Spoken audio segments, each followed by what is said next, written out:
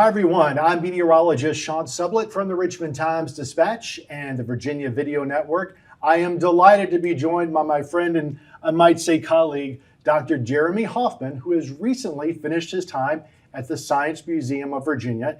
He has been their David and Jane Cone scientist and a big climate scientist for us here in RVA since 2016.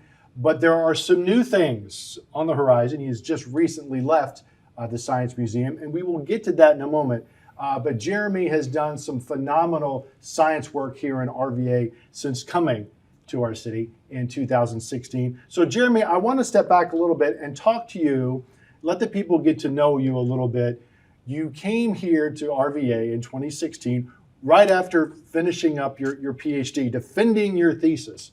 What kind of drives you, what kind of brought you into RVA? Yeah, well, I guess originally it goes back to being really involved in the environment and natural resources. I'm a fisherman by upbringing. My dad used to take me fishing in the north woods of Wisconsin, not an hour south of Duluth, Minnesota. And we used to make observations of how much rain had fallen the week previous before we would go up there. So we would make predictions about this one rock that was out in the middle of the lake, how much of it would be exposed, basically because of the lake levels. And so, at a very young age, I was exposed to even though my parents wouldn't, I think, ascribe themselves as scientists, my dad was making observations of the natural world around him. And so through my upbringing, very interested in outdoors, very interested in the natural world. Learned about glacial geology as an undergrad. Turns out the same landscapes that I was enjoying as a fisherman were formed at the end of the last ice age. And so I got really into researching paleoclimatology. That's what I did for my PhD work at Oregon State University. And through that time at Oregon State, I discovered that my background in theater and performance arts, music, stand-up comedy, all of those things enabled me to have a presence around public audiences that many of my contemporaries didn't have experience doing. So I was interested in giving the talks at the local brewery. I was interested in doing the hands-on development of an activity related to my research and sharing it with people at the farmers market or science night at the local high school.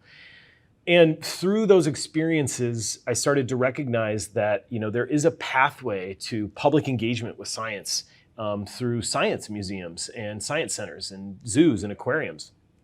So in late 2015, early 2016, I was alerted about new federal grant funding that had been received by the Science Museum of Virginia, and they were hiring a climate scientist.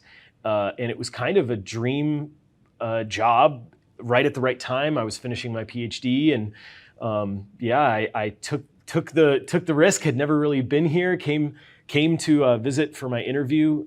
Fell in love with the city, closeness to a river, a lot of outdoor activities. It really fit what I was looking for after finishing my PhD, instead of that academic track, to really dedicate myself to this public engagement and science communication work. So in September 2016, packed up from Oregon and moved here, and have really loved my adoptive city. Well, we're happy to have you. And one of the things that brought you and I together, I was working in climate communications at that time.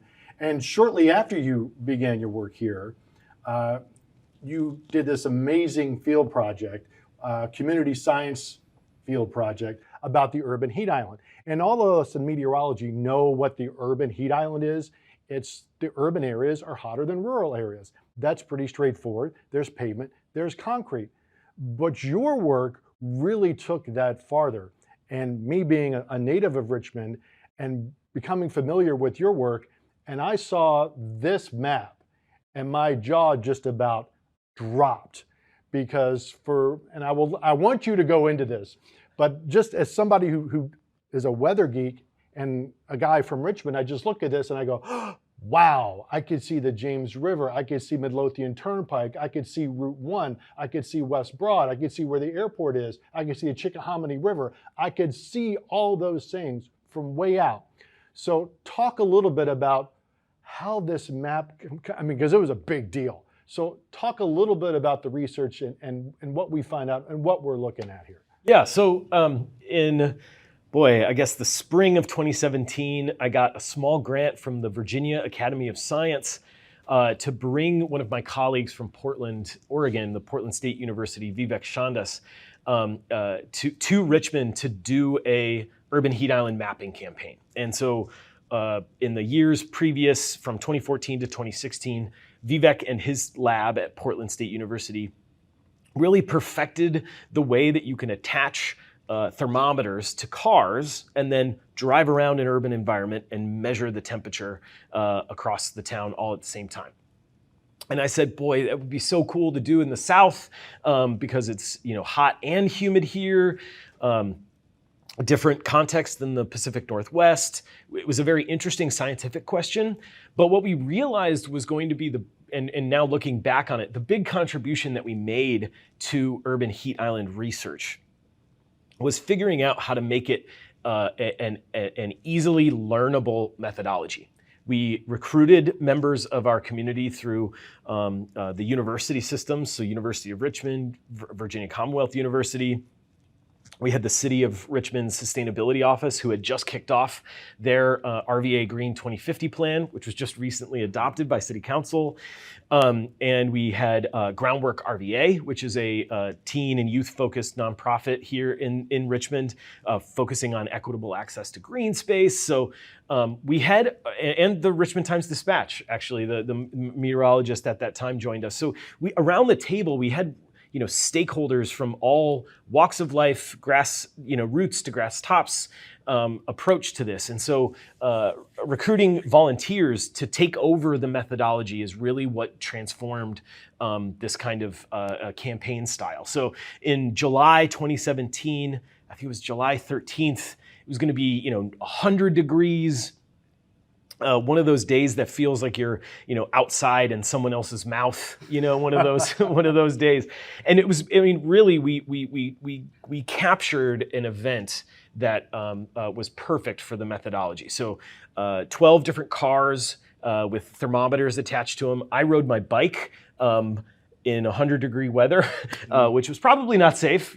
Physical exertion, you should probably try and limit that. Hydrate or dihydrate. But the idea was to go out at 3 different time periods on that historic heat event day, 6 a.m., 3 p.m., and 7 p.m. to kind of catch the coolest, warmest, and then evening temperatures. And our teams of volunteers spread out all over the city, driving around at the same time. They carried not only the thermometer that was taking measurements of the temperature every single second, so as they're moving through different land uses and neighborhoods, taking these measurements of air temperature. And then at the same time, they had a GPS unit. And that was keeping track of where they were in space every single second. So you match up these air temperature to place and time.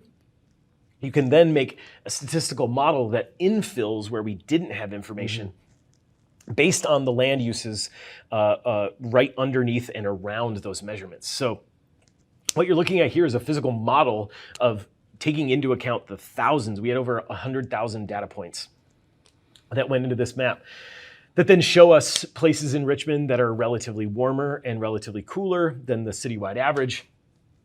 Sean, we found a 16-degree Fahrenheit difference between the coolest and warmest place at the exact same moment at 3 p.m. during a heat wave. That was more intense of the intra-city variability was higher than some places saw throughout the whole day. So the diurnal variability, the daytime temperature change in some places was less than that 16 degrees Fahrenheit difference within the same city. Just a really dramatic finding.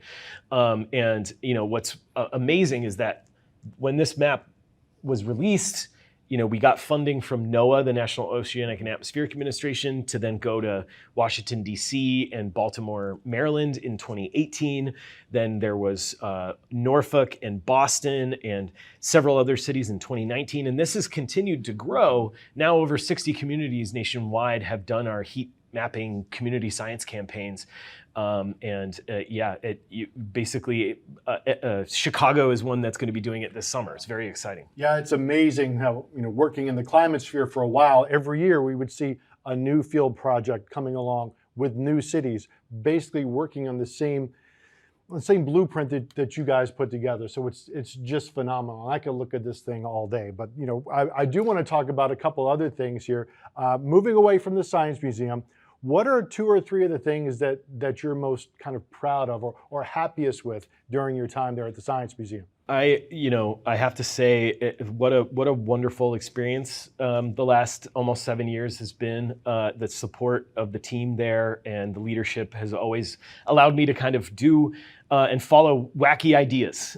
So probably one of the most important things I think we contributed was this urban heat island mapping campaign work, as well as the subsequent studies that we published afterwards, including the overlaps between these urban heat island pockets and historical redlining practices, which was featured on the front page of the New York Times. A lot of attention to Richmond and their leadership around these sorts of topics is something I'm very proud of. Another is how we then turned that information into actionable projects here in Richmond. We've garnered over $1 million in federal funding through different agencies seeking to do urban heat and stormwater mitigation that the Heat Island map can help prioritize where you would want to make those investments and do projects first. So we have dozens and dozens of community driven tree planting projects all over the city, and in many places on the south side of the river, driven by community organizations that have picked up the urban heat island and other inequities in the city as part of their mission. So I'm very proud of seeing the green spaces expand in the city. In fact, the Mayor Stoney back in 2020 dedicated the first 5 new public green spaces based on that work and the work of others, many organizations around the city. And then, kind of on the lighter side, I'm super proud of all of the weird YouTube videos we've made over the years. I think one of my favorites, scientifically speaking, was our video on the difference between weather and climate. And we used very, common analogies for it, like your mood versus your personality, the batting average versus the at bat of a baseball player. And I think that really elevated the Science Museum's reputation as creating these really valuable teaching and science communication tools. I will say that probably my all-time favorite video, though, is where I got to pretend that I was Wayne Campbell from Wayne's World in an advertisement for an adult after-hours programming event that we had at the Science Museum. You can. I'll let you search on YouTube for it on your own time. I'm sure I'll find it, and we'll take a good look at that later on. That's beyond the scope of this course, as we say, but it's important to do those things to bring science home to people who may not be familiar with it on a regular basis. All right, so we caught you in between gigs right now. Your new job is with Groundwork USA. So tell us the role you're going to be taking there. Yeah. I'm super excited to start as the Director of Climate Justice and Impact at Groundwork USA, which you heard me mention Groundwork RVA earlier. And, we've been close collaborators with Groundwork RVA for many years, starting with the Urban Heat Island campaign in 2017. That turned into a teen workforce development program called Throwing Shade in RVA. That then got incorporated into the Groundwork USA program called Climate Safe Neighborhoods. And so through that relationship, I was really fortunate to get to learn more about the leadership at Groundwork USA, many of the programs that they have going on. And really fortunate that they decided that they wanted to bring me onto their team to kind of direct some of their how they're going to assess some of the impacts scientifically of their projects. So things like lowering the urban heat island effect. How do we do that with an eye towards community science being the thing that collects those data? So I'll be able to, and then also ideas around climate resilience and how to create opportunities for public audiences, teen and adult audiences, to learn about climate resilience at that hyper-local level. Much of what we've done here in Richmond over the last few years is to do that very thing here. So I'm excited to take the lessons and relationships and experience that I've garnered through the last 7 years at the Science Museum to this next level, which is, in over 20 cities around the country, Groundwork USA has groundwork trusts. So it's a very exciting time for me, and I'm looking forward to seeing what also continuing to work here in Richmond will enable as well. Yes, and we're very happy that you're sticking around, to be sure, because not just that work, but you're somewhat quietly a lead author on a very important document. You're the lead chapter author, the Southeast chapter of the upcoming 5th National Climate Assessment. And obviously, 5th one of these, the 4th one, I think, came out in 17 and 18, so it's due for an update.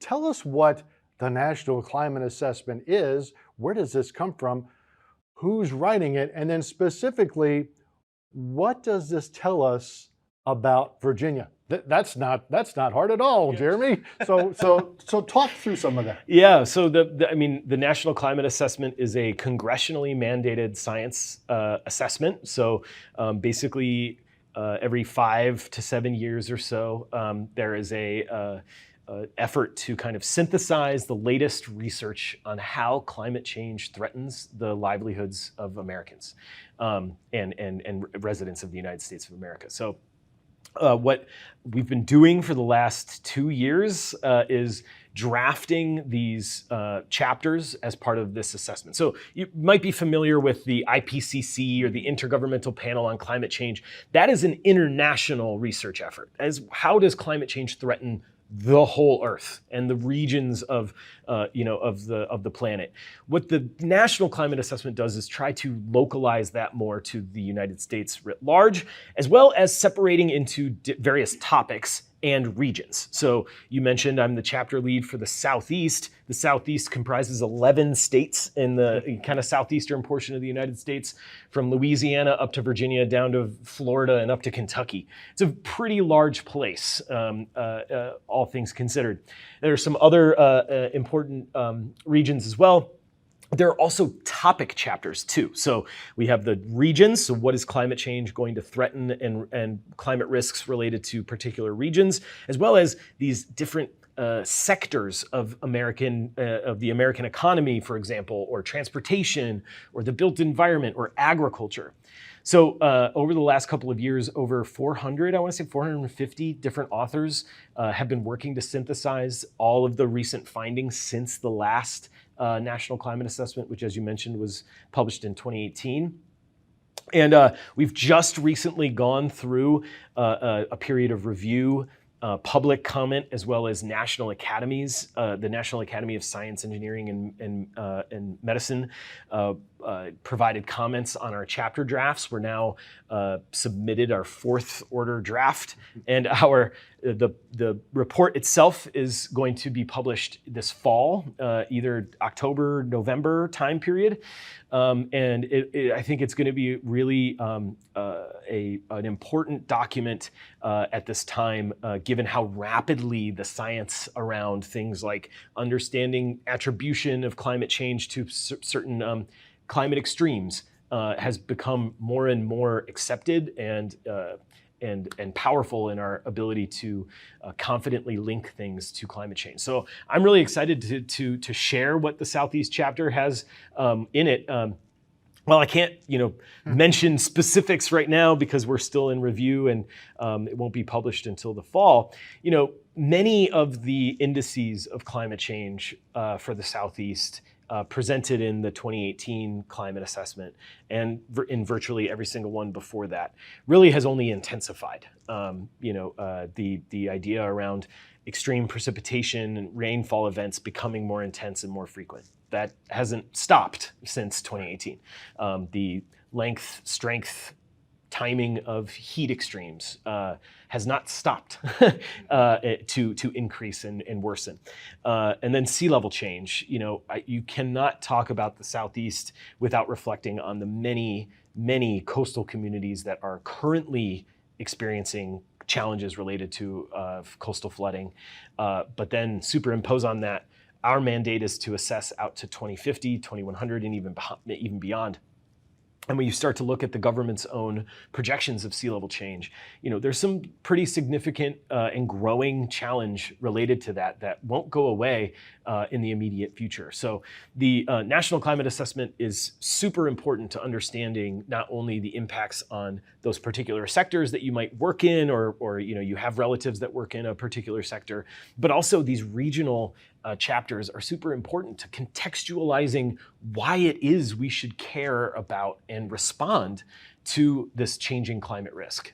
One of the things that I try to communicate to folks when I talk about it, and you jump on me if I'm wrong here, but I try to tell people it's not that it's never going to be cold again, but it's going to be hot more often and longer and worse. Yeah. The planet isn't going to turn into Venus.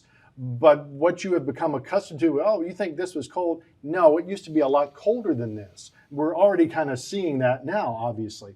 And the other thing I think for Virginia especially, as you mentioned, is the sea level rise. I've asked a lot, how fast? And I tell people, well, it depends on how much more carbon dioxide we pump into the atmosphere in the coming couple of decades. But my sense right now, and a lot of literature, it depends on which pathway you hear about emissions pathways, which is how much CO2 gets pumped in effectively. But at least a foot by the end of this century, and likely several feet, if not dozens of feet, getting into the 22nd century. So I kind of tell people, like, the beach isn't going anywhere in the next 10 years, but you're going to start to see more of those houses fall like you did on the Outer Banks in the coming decades.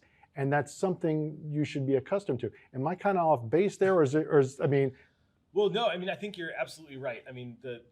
The fact of the matter is that heat risk in Virginia is highly underestimated, and it's only going in increasing. And outdoor workers, people with inadequate ventilation in their homes, people that rely on public transportation, they experience extreme heat much more acutely than people that get up in an air-conditioned house, get in an air-conditioned car to go to an air-conditioned office. So really part of this exercise is to better understand how particularly vulnerable and disproportionately exposed individuals may have an additional risk brought on by climate change. Now, you are not wrong about the challenges that rising sea levels are going to pose. There are a range of different scenarios.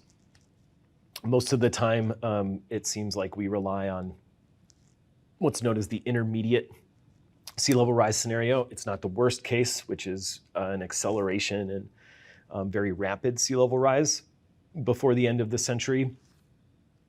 And it's, I think, a little bit more conservative than assuming that there will not be very much sea level rise. We've already seen in the last few decades an acceleration, especially in Norfolk, the highest rate of sea level rise on the entire east coast of North America. And what I think is super important is not only, now we've had, this will be the 5th National Climate Assessment, as you said, the story isn't changing. What is changing is how communities are responding to these threats. Virginia Beach, for example, passed the first bond, popularly voted on by referendum. It passed with over 70% approval to do climate-related adaptation work. We see that throughout the Southeast. Whether you're threatened by extreme precipitation and riverine flooding, actually physically changing how your city is designed around accommodating water, to hiring chief heat officers. City of Atlanta just hired a chief energy equity officer.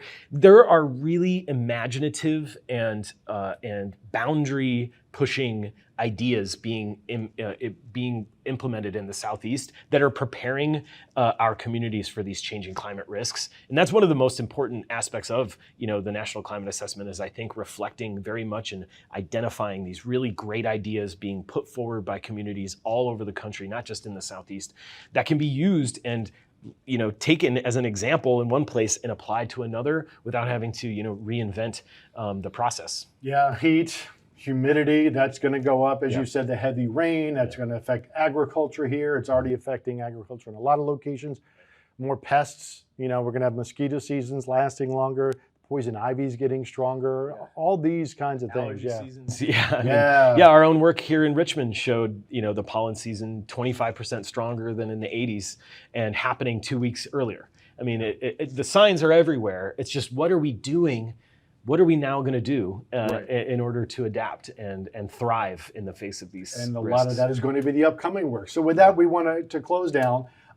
So up here is the website of Groundworks USA, and you still maintain a professional website where your work as well. And for the moment, you and I are both still on Twitter. We'll see how long this goes, all things being what they are. But Jeremy, thank you very much for joining us. Good luck at Groundworks USA, and we're going to hear lots more from you, I'm sure, in the weeks and months and years to come. For Jeremy, I'm meteorologist Sean Sublett for the Richmond Times-Dispatch and Virginia Video Network.